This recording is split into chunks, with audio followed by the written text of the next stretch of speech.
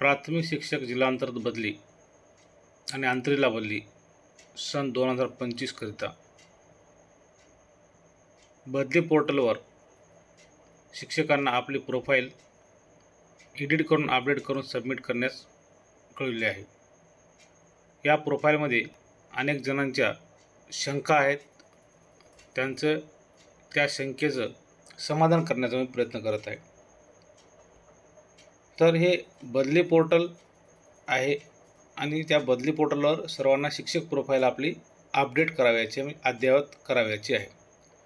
या बदली पोर्टलवर ज्या काही शिक्षक प्रोफाईल आहेत, आपली स्वतःची एकच प्रोफाईल असते, अशा अनेक शिक्षकांच्या प्रोफाईल आहेत।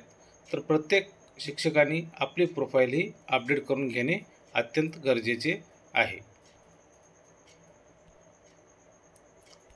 तर या बदली पोर्टलवर शिक्षक प्रोफाईलमध्ये आपली माहिती कशी पाहावी आणि या माहितीमध्ये काही दुरुस्ती असेल तर दुरुस्ती कशी करावी याविषयी मी आपणास येथे विश्लेषण करीत आहे।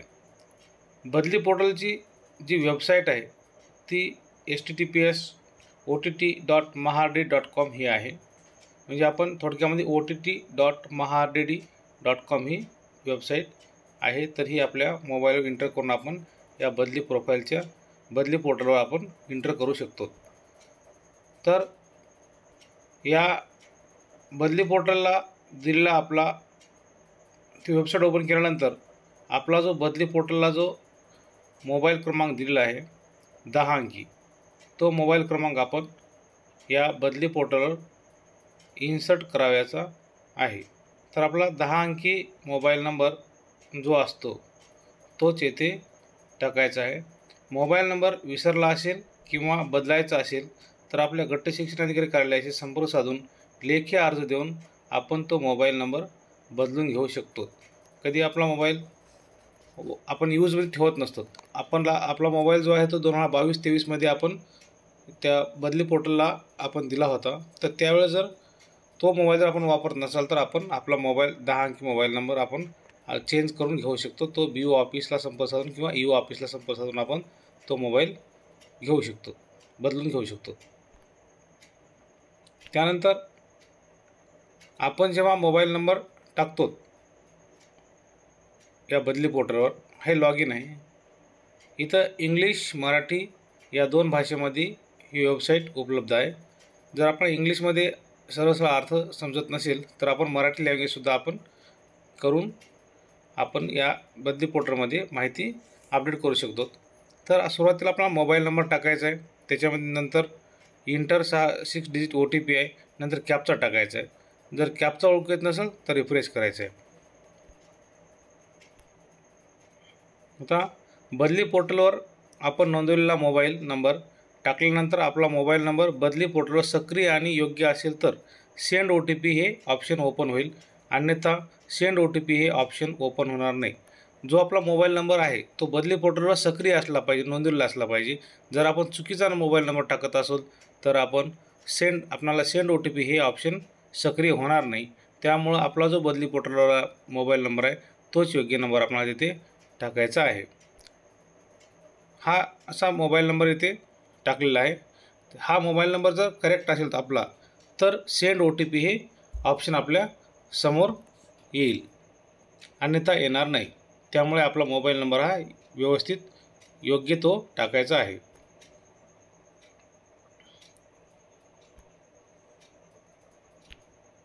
त्यानंतर सेंड OTP हे ऑप्शन ओपन झाल्यानंतर सेंड OTP ला टच करायचे आहे। आपल्या मोबाईलवर व ईमेलवर 6 अंकी OTP येईल। मोबाईल व ईमेलवर आलेला OTP हा सारखाच असतो। आलेला OTP आता तिथे टाकायचा आहे। म्हणजे आपल्या ईमेलवर आणि आपल्या मोबाईलवर येणारा जो OTP आहे तो हा सारखाच OTP असतो। तो OTP आपण या लॉग इनमध्ये टाकायचा आहे। आता OTPच्या खाली जो कॅप्चा दिसत आहे तो टाकायचा आहे। कॅप्चा ओळखू येत नसेल तर रिफ्रेश बटनवर टच करावे। योग्य कॅप्चा टाकल्यानंतर लॉग इन हे ऑप्शन सक्रिय होईल। जर आपला कॅप्चा जर आपण बरोबर टाकला नाही तर आपले हे लॉग इन हे ऑप्शन ओपन होणार नाही, इनेबल होणार नाही। तर हे बघा, मोबाईल नंबर टाकला इथं स्क्रीनवर लॉग इनमध्ये आलेला, OTP टाकलेला आहे, नंतर हा कॅपचा बरोबर टाकलेला आहे, तरच हे लॉग इन ऑप्शन हे आपला इनेबल म्हणजे दिसेल। अन्यथा आपला कॅपचा आणि OTP जर बरोबर नसेल तर आपल्याला हे लॉग इन ऑप्शन इनेबल होणार नाही, दिसणार नाही।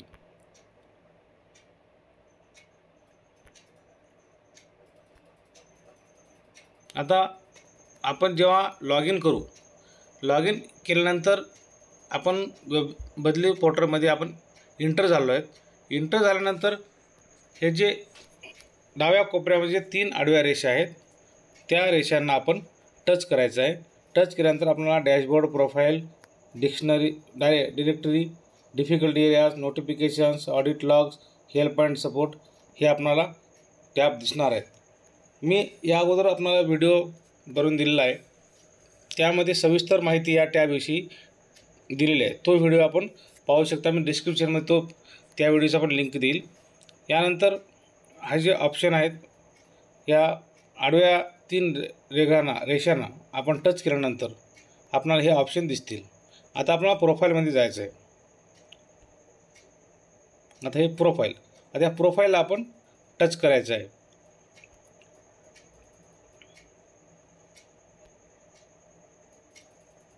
आता प्रोफाईल ही आपल्याला अशी दिसणार आहे। इथं सुरुवातीला पर्सनल डिटेल्स दिसेल, याच्यामध्ये salutation, first name, middle name, last name, date of birth, gender, mobile number, ह्या मी तुम्हाला फक्त असं सांगत आहे की हे वाचून दाखवत आहे फील्ड। प्रत्येक फील्डवर मी जाऊन लाईव्ह डेमो देणार नाही, कारण मी लाईव्ह डेमो देण्याचा प्रयत्न केला ज्या दिवशी लॉग इन ओपन झालं त्या दिवशी, परंतु काही त्याच्यामध्ये आक्षेप आले, म्हणजे यूट्यूबने त्यामध्ये पर्सनल डिटेल्स टाकण्यात येऊ नयेत म्हणून तो व्हिडिओ माझा बॅन केला आणि तो बंद केला। त्यामुळं मी कोणाचीही पर्सनल इन्फॉर्मेशन येथे शेअर करणार नाही व्हिडिओमध्ये, म्हणून मी ह्या ब्लँक ठेवला आहे आणि समोर याच्या टॅबनुसार मी आपल्याला सविस्तर माहिती देणार आहे। त्याच्यानंतर ही दुसरी स्क्रीन, त्याच्यामधलेच gender, mobile number, Aadhaar number, PAN number, email ID, Shalarth ID आणि मॅरिटल स्टेटस। त्यानंतर नेक्स्ट आहे। तर हे आतापर्यंत हे पर्सनल डिटेल्स आहे, हे पर्सनल डिटेल्स तेवढे आपण अगोदर पाहूयात, नंतर एम्प्लॉय डिटेल्स पाहूयात आपण। आता ह्या पर्सनल इन्फॉर्मेशनमध्ये जे वैयक्तिक माहिती आहे आपली, याच्यामध्ये सॅल्युटेशन आहे। सॅल्युटेशनमध्ये मिस्टर, मिस्ट्रेस, मिस, श्रीमती, कुमारी, श्री यापैकी योग्य ते निवडायचे आहे, आपण जे आपल्याला लागू असेल ते निवडायचे। त्याच्यानंतर फर्स्ट नेम जे आहे, फर्स्ट नेम हे स्वतःचे आपले पहिले नाव लिहायचे। फर्स्ट नेममध्ये ऑलरेडी असेलच, आहेत तिथे, परंतु जर स्पेलिंग वगैरे मध्ये काही करेक्शन आहे ते पाहून घ्यायचे। नंतर मिडल नेम, इथं वडिलाचे नाव असू शकते किंवा पतीचेही नाव असू शकते, ते आपल्याला जे काही गॅजेट प्रमाण आहे, समजा पतीचं नाव जर आपण टाकलं तर गॅजेट प्रमाण आपलं असेल तर आपण तिथं ऑर्डर आपली तशी त्या पद्धतीची असेल तर आपण तिथे आपले हे नाव टाकू शकतो, अन्यथा आपले वडिलाचे नाव मिडल नेमून असतेच। त्याच्यानंतर लास्ट नेम, इथे आडनाव येईल, आपले सरनेम आहे इथं, लास्ट नेम म्हणजे आडनाव, इथे स्पेलिंग वगैरे पाहून घ्यायचे आहेत। आता आपले डेट ऑफ बर्थ जे आहे, जन्मदिनांक DDMMYYYY या फॉर्मॅटमध्ये ते उपलब्ध झालेले आहे। कधीकधी आपल्या मोबाईलचा दिनांकचं फॉर्मॅट जे असते ते MMDDYY असू शकते किंवा MMYYYDD असे असू शकते, म्हणजे ते जे काय फॉर्मॅट आहे अशा फॉर्मॅटमध्ये आपल्याला असायला पाहिजे। नंतर जेंडरमध्ये मेल, फिमेल, ट्रान्सजेंडर जे काही आपलं लागू आहे ते यापैकी आपण निवडून आपण तिथं सबमिट करायचे। ऑलरेडी आहे ते सबमिट केलेलं, पण आपलं आहे व्यवस्थित आहे की नाही पाहून घ्यायचं आपल्याला इथे। त्याच्यानंतर आपला मोबाईल नंबर, आता बदली फॉर्म भरताना OTP तसेच बदली पोर्टलकडून इतर मॅसेज प्राप्त होतील असा चालू असलेला स्वतःचा मोबाईल नंबर तेथे द्यायचा आहे, दिलेला आहे आपण अगोदरच। जर म्हणजे आपली इन्सर्ट झालेली आहे, मी जे ओपन होत नसेल तर हे अगोदर सांगतो मी, आपण इंटर केलं आहे बदली पोर्टलमध्ये, त्याच्यामुळे प्रोफाईलमध्ये, त्याच्यामुळे आपला मोबाईल तर चालूच आहे। जर यदा कधी आपला सुरुवातीलाच लॉग इन करण्याच्या अगोदरच जर आपला मोबाईल घेत नसेल तर आपल्याला असा मोबाईल द्यायचा आहे की जो आपला सक्रिय मोबाईल आहे। ईमेल ID पण तसेच, ईमेल अचूक लिहावा. ईमेल चुकीचा नोंद झाल्यास बदल करता येणार नाही. तसेच बदली पोर्टलकडून पाठवलेले OTP किंवा बदली अर्ज किंवा बदली आदेश प्राप्त होणार नाहीत. अशी याची आपल्याला मोबाईल नंबर आणि ईमेल ID खूप महत्त्वाचे आहेत. हे आपले व्यवस्थित असले पाहिजे आणि आपल्याकडे सक्रिय असले पाहिजे. कधीकधी ईमेलचं स्टोरेज फुल होते, त्याच्यामुळे आपल्याला मेसेज येत नाहीत. कधीकधी मोबाईल नंबरला रिचार्ज नसतं, त्याच्यामुळे आपल्याला मेसेज येत नाहीत. त्यामुळे हे दोन्ही गोष्टी आपल्या ह्या आपल्याला सक्रिय करून ठेवायच्या आहेत.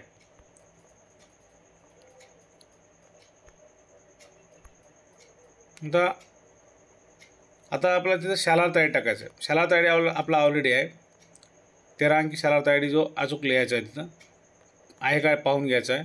पॅन नंबर जो आहे 10 अंकी पॅन नंबर जो आहे, तो पॅन नंबर आपल्याला तिथे अचूक आहे की नाही पाहून घ्यायचा आहे. आधार नंबर 12 अंकी आधार नंबर अचूक आहे की नाही पाहायचा आहे तिथे. आणि मॅरिटल स्टेटस अबॅन्डन्ड, डायव्हर्स्ड, मॅरिड, अनमॅरिड आणि विडो. याच्यामध्ये आपल्याला जे काही मॅरिटल स्टेटस आहे, वैवाहिक स्थिती जी आहे ती आपल्याला तिथे नमूद करायची आहे. तिथे ऑलरेडी आहे की नाही, ती व्यवस्था आहे की नाही आपली पाहून घ्यायची आहे. आता पर्सनल डिटेल्समध्ये माहिती शिक्षक लॉगिनवरून बदल किंवा दुरुस्त करता येत नाही. आता इतकी जी माहिती पाहिली आपण, ही माहिती आपल्याला शिक्षक लॉगिनमध्ये स्वतःच्या लॉगिन आपल्याला दुरुस्त करता येत नाही, पर्सनल डिटेल्स तेवढी. तर याच्यामध्ये काय बदल करायचा असेल तर BO लॉगिन किंवा EO लॉगिन आपल्याला दुरुस्त करून घेण्याची सुविधा उपलब्ध आहे. तर हे विहित वेळेमध्ये आपल्याला हे बदल आपल्याला करून घ्यायचा आहे. पर्सनल डिटेल्समध्ये शिक्षक लॉगिनवर कुठलाही चेंज होत नाही.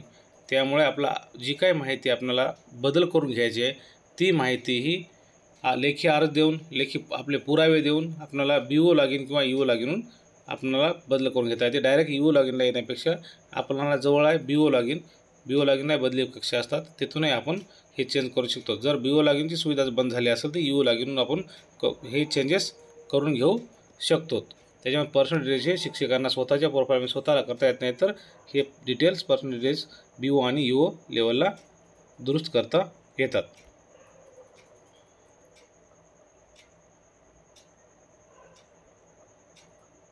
त्यानंतर आपल्याला हे पर्सनल डिटेल्सनंतर एम्प्लॉयमेंट डिटेल्स आहे त्याच्यामध्ये. आता एम्प्लॉयमेंट डिटेल्समध्ये आता हे इथं खूप म्हणजे फिकट अंधुक आहे, इथं स्क्रीन दिसणार नाही. तर इथं date of appointment in ZP, caste category, appointment category, current district, joining date, UDAS code of current school joining date.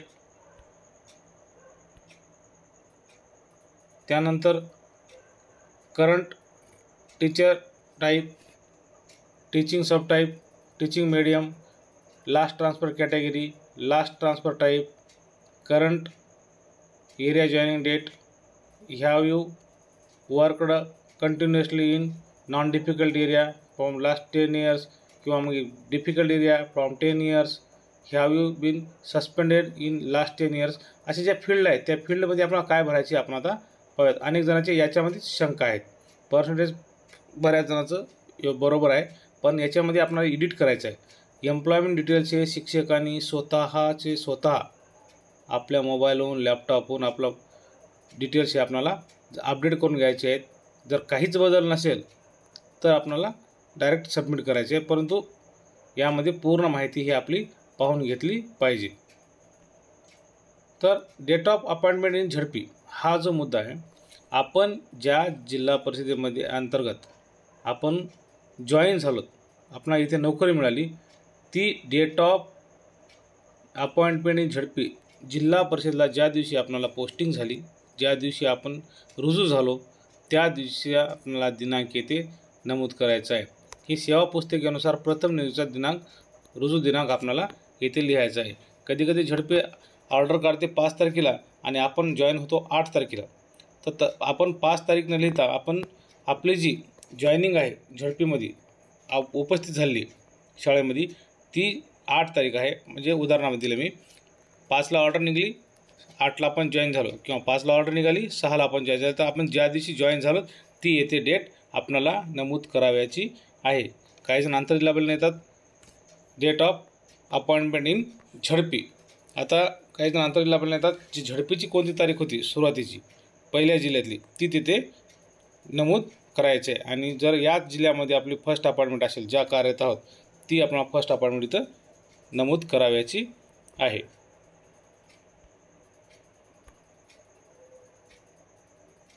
आता इथे कास्ट कॅटेगरी आहेत. आता कास्ट कॅटेगरीमध्ये आपण जर त्या म्हणजे आपणाला जर बदल करायचा असेल ना, तर तिथे जो काही आपला मी आता व्हिडिओमध्ये दिला, पहिल्या व्हिडिओमध्ये दिला होता, जिथे राईट क्लिक असते, ग्रीन राईट असतो, राईट ग्रीन, त्याला आपण टच करायचं आहे. तर इथं आपल्या कास्ट कॅटेगरी आहेत.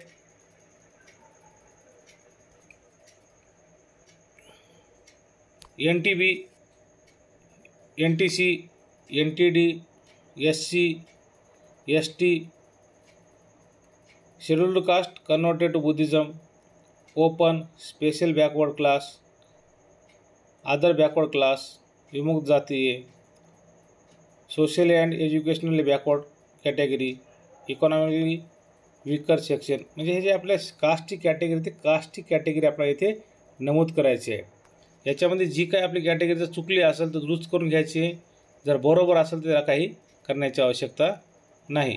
आपण काय करत आहोत, काही चेंजेस करायचं म्हटलं की ते आपण त्या ऑप्शनवर टच करत आहोत, कास्ट नावावर टच करत आहोत, कॅटेगरीवर टच करत आहोत. तसं अजिबात करायचं नाही. तर त्याच्या बाजूला जो ग्रीन राईट दिलेला आहे त्याला आपल्याला टच करायचं आहे आणि आपल्याला तिथून चेंजेस करून घ्यायचे. तिथं ऑप्शन आपले ओपन होतील. हे कास्ट कॅटेगरी आहे. कास्ट कॅटेगरीमध्ये आपल्याला बरोबर आहे की नाही पाहून घ्यायची आहे. त्याच्यानंतर अपॉइंटमेंट कॅटेगरी, याच्यामध्ये सुद्धा जे कास्ट कॅटेगरीमध्ये होते तेच अपॉइंटमेंट कॅटेगरीमध्ये सगळ्या कॅटेगरी इथे दिल्या आहेत. जी काय आहे ती आपल्याला निवडून आपल्याला तिथं सबमिट करावयाची आहे. त्यानंतर करंट डिस्ट्रिक्ट जॉईनिंग डेट. आता येथे आहे करंट डिस्ट्रिक्ट जॉईनिंग डेट. जिल्हा परिषद रत्नागिरीमध्ये जर कोणी रुजू झाला असेल तर रत्नागिरीचं, नांदेड झाला असेल नांदेडचं, जर समजा कोणी परभणी झाला असेल तर परभणीचं. म्हणजे ज्या जिल्हा परिषदेमध्ये, इथे एक उदाहरण दिलं मी रत्नागिरीचं, तर करंट डिस्ट्रिक्ट जॉईनिंग डेट जी आहे, करंट डिस्ट्रिक्ट जॉईनिंग डेटमध्ये ज्या जिल्हा परिषदेमध्ये सध्या आपण कार्यरत आहोत त्या जिल्हा परिषदेमध्ये आपण कधी जॉईनिंग झालं आहे ती येथे डेट टाकायची आहे. समजा उदाहरणामध्ये नांदेडमध्ये मी जॉईन झालेलं आहे. अगोदर रत्नागिरीला होतो, नंतर मी नांदेडला आलो. तर आता सध्याची माझी करंट डिस्ट्रिक्ट कोणता आहे? माझा करंट डिस्ट्रिक्ट माझा नांदेड आहे. तर मी करंट डिस्ट्रिक्ट जॉईनिंग डेटमध्ये येथे मी ज्या दिवशी रत्नागिरीवरून नांदेडला आलो, जॉईन झालो, तो दिनांक येथे नमूद करायचा आहे. रत्नागिरीला समजा उदाहरणामध्ये दिलं की 5 तारखेला मला रिलीव्ह केलेलं आहे आणि मी 9 तारखेला 6 तारखेला मी इथं नांदेडला जॉईन झालं, तर माझी नांदेडची 6 तारीख असेल, 5 तारीख नसणार नाही. कारण अनेक जण समोर असतात की मग ते ऑर्डरची डेट टाकायची का जॉईनिंग डेट टाकायची. इथं स्पष्ट लिहिलेलं आहे. इथं काही म्हणजे असं काही सस्पेन्स ठेवलेलं नाही. इथं करंट डिस्ट्रिक्ट जॉईनिंग डेट जी आहे तीच येथे टाकायची. ज्या दिवशी आपण ज्या सध्या कार्यरत असलेल्या डिस्ट्रिक्टमध्ये जॉईन झालं तीच तिथे टाकायची आहे. त्याच्यानंतर आपल्या शाळेचा UDISE code of current school, सध्याची जी शाळा आहे त्या शाळेचा युडायस कोड आपल्याला येथे नमूद करायचा आहे. अनेक जणांचं समायोजन होते, अनेक जणांच्या बदल्या होतात, अनेक जणांचं प्रमोशन होते, अशी दर्जनिवृत्ती होते. तर त्यावेळेस आपल्याला ज्या शाळेचा युडायस कोड आपण सध्या कार्यरत आहोत त्या शाळेचा युडायस कोड इथे आपल्याला नमूद करावयाचा आहे, सध्याच्या शाळेचाच. आता करंट स्कूल जॉईनिंग डेट, आता सध्याच्या शाळेत इथे रुजू दिनांक लिहायचा आहे. आता अनेक जण आंतरजिल्हा बदलीने येतात. आंतरजिल्हा बदली आल्यानंतर ज्या जिल्ह्यामध्ये उपस्थिती दिनांक वेगळा असतो आणि शाळेवरच वेगळा असतो, ही आपली फक्त धारणा असते. कारण आपण ज्यावेळेस एखाद्या जिल्हा परिषदेमध्ये जातो, गेल्यानंतर समजा एखादा शिक्षक आहे 1 तारखेला नांदेड जिल्हा परिषदेमध्ये म्हणतो मी, जिल्हा परिषदेमध्ये जॉईन झाला 1 तारखेला आणि त्याला अपॉइंटमेंट दिली आहे 10 तारखेला. 1 तारीख ते 10 तारीख हा गॅप असतो. हा शिक्षक 1 तारीख ते 10 तारीख 9 तारीख या तारखेपर्यंत या जिल्हा परिषदेमध्ये अंतर्गतमध्ये काम करत असतो. त्यामुळं आणि त्याच्यानंतर 10 तारखेला ऑर्डर मिळाल्यानंतर 11 तारखेला तो जॉईन होतो प्रत्यक्ष शाळेवर. 1 तारखेला जिल्हा परिषदेला जॉईन झाला आणि 10 तारखेला ऑर्डर निघाली आणि 11 तारखेला तो प्रत्यक्ष शाळेवर रुजू झाला. अशावेळी आपण काय करतो की जिल्ह्याची तारीख वेगळी 1 तारीख करतो आणि शाळेची तारीख 11 तारीख करतो, परंतु मधला जे गॅप असतो तो प्रतीक्षा कालावधी दिलेला असतो आणि त्याचा आपल्याला पेमेंट ज्या शाळेत आपण जॉईन झालो आहे त्या शाळेवरले आपण पेमेंट काढत असतो. मग आपण ऑर्डर लिहिलेलं असते की संबंधित शिक्षकाचा या तारखे ही सध्या ज्या जिल्ह्यामध्ये उपस्थित झाल्या ती तारीख त्या तारखेपासून वेतन अदा करण्यात यावं आणि त्या तारखेची जॉईनिंग डेट पकडण्यात यावी, म्हणजे गृहीत धरण्यात यावे आणि ते 6व्या पुस्तिकेत नमूद करण्यात यावे असं असते. तरी पण अनेकांचा संभ्रम असतो की मग जिल्हा परिषद तारीख टाकायची का शाळेवेळी तारीख टाकायची. तर जिल्हा परिषदला अतिरिक्त आलेल्या शिक्षकांची डेट ही प्रथम जी डेट शाळा मिळते त्या जिल्ह्यात आल्यानंतर ते दोन्हीची डेट ही सारखीच असते आणि सारखीच टाकायला पाहिजे.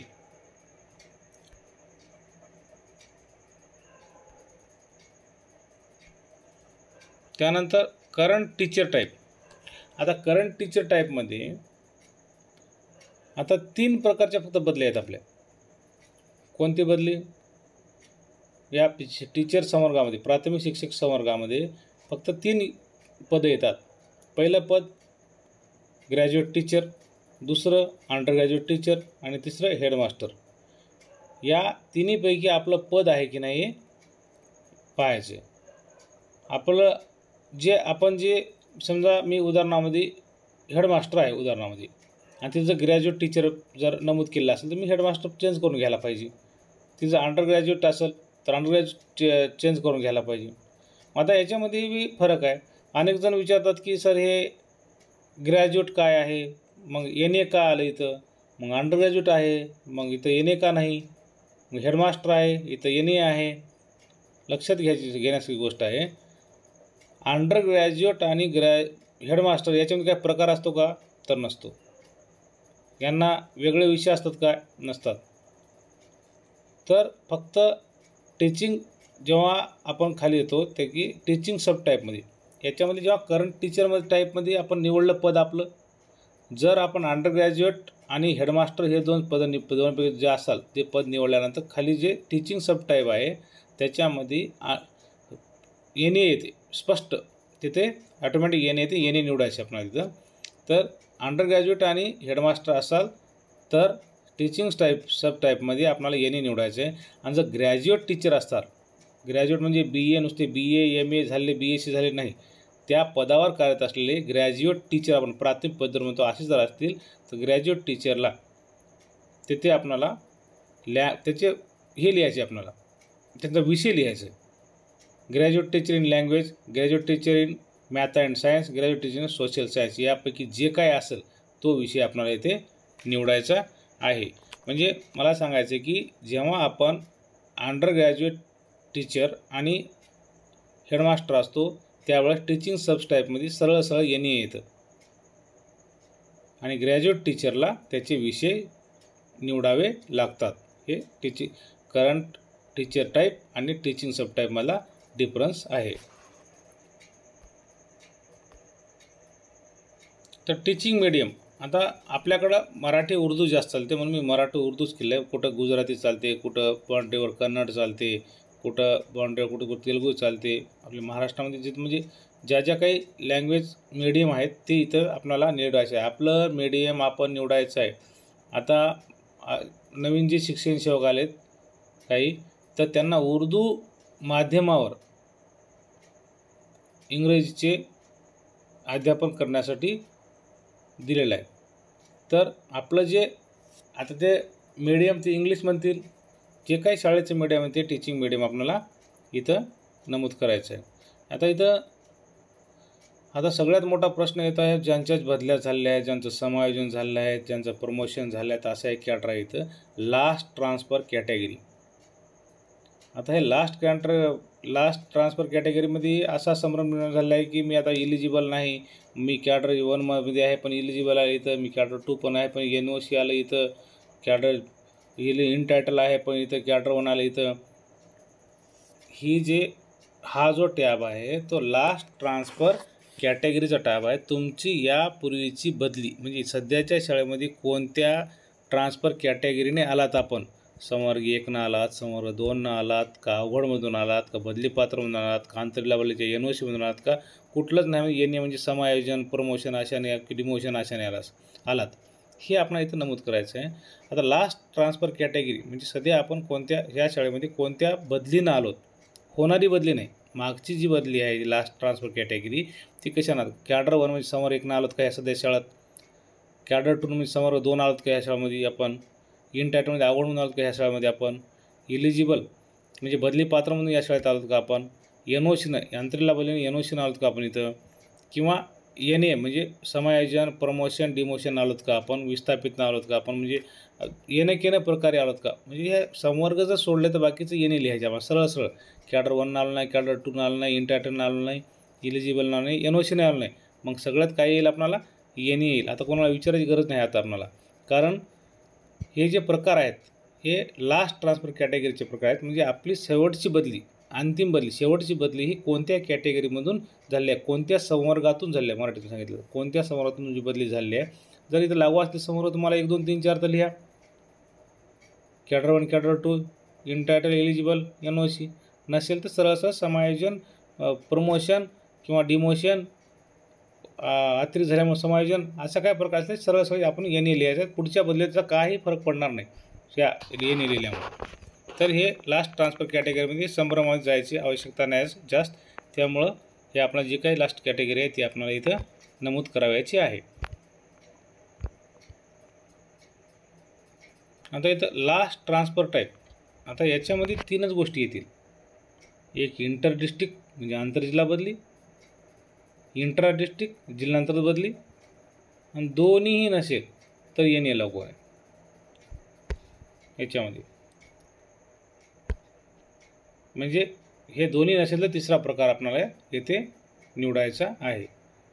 इंटर डिस्ट्रिक्ट आंतरजिल्हा बदली, इंट्रा डिस्ट्रिक्ट जिल्हांतर्गत बदली झालेली आहे, NA लागू नाही म्हणजे आपलं समायोजन झाले, प्रमोशन झाले, आपलं डिमोशन झाले, यासाठी इथं लास्ट ट्रान्सफर टाईपचं आपल्याला इथे नमूद करावयाचं आहे.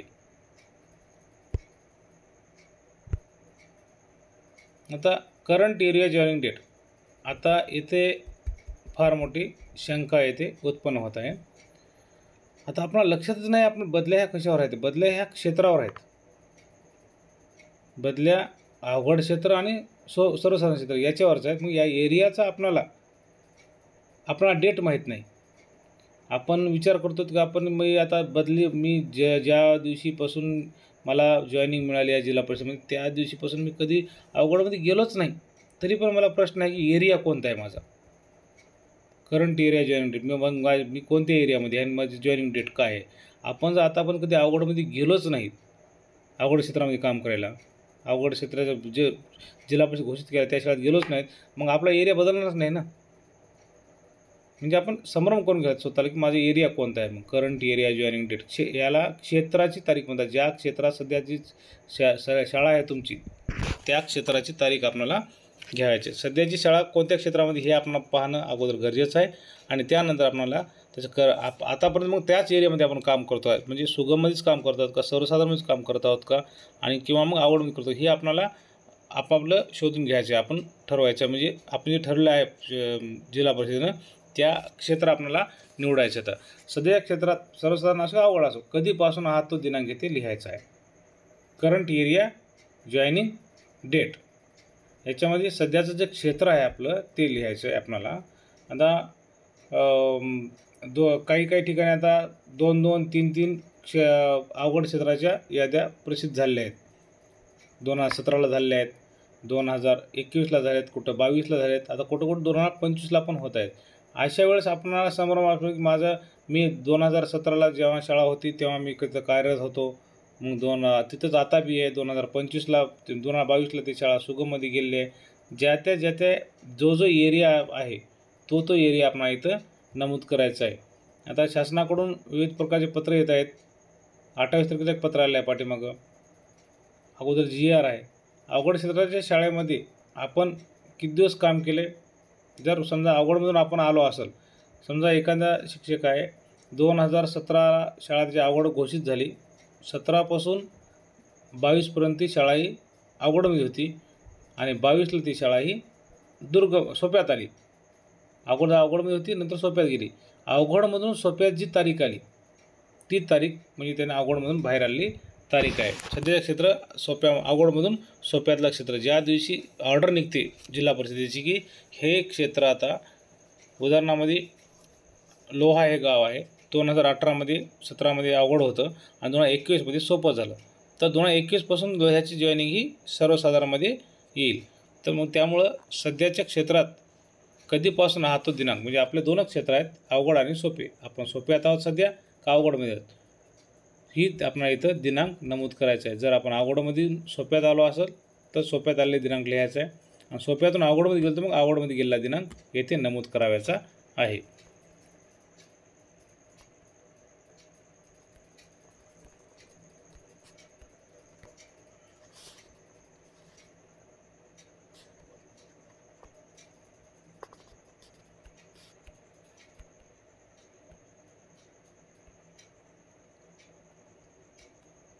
त्याच्यानंतर प्रश्न आहे याच्यामध्ये यावी worked continuous in non difficult area from last 10 years. आता आपण दोन प्रश्न विचारले जातात इथं. सोप्याला सर्वसाधारण क्षेत्रामध्ये वेगळा आणि अवघड क्षेत्रामधला वेगळा. तर इथं आपण 10 वर्ष सलग सर्वसाधारण क्षेत्रामध्ये काम केलं आहे काय. तिथं आपल्याला जेव्हा आपण मोबाईलवर काम करतो मोबाईलवर ही पूर्ण आपल्याला ओळ दिसत नाही, ही ओळ अशी आहे, have you worked continuously in non difficult area from last 10 years. तुम्ही 10 वर्षापासून सर्वसाधारण क्षेत्रामध्ये कार्यरत आहात काय. किंवा खाली दिलं आहे 10 वर्षापासून तुम्ही अवघड क्षेत्रामध्ये कार्यरत आहात काय. हे जे येते ते काय येते आपल्याला हे पाहायचं आपल्याला. मग तिथं यस किंवा नो करायचं आहे. इथं महत्त्वाचं आहे. इथं ही बाब प्रत्येकच बाब महत्त्वाची आहे, पण ही सुद्धा बाब आपल्याला निक्षून पाहिजे की आपण 10 वर्षापासून सलग सर्वसाधारण क्षेत्रामध्ये आहोत काय. तर यस, नसाल तर नाही. तर सलग 10 वर्षांपासून तुम्ही अवघडमध्ये आहात काय असाल तर यस, नसाल तर नो. हे आपल्याला येथे नमूद करावयाचे आहे.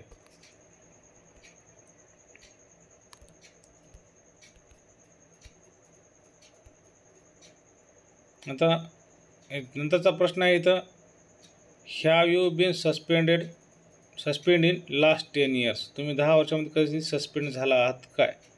तर इथं आपल्याला येस किंवा नो करायचं आहे. तर असे जे आपली जी प्रोफाईल आहे या प्रोफाईलमध्ये आता गोंधळून जाण्याची आवश्यकता नाही.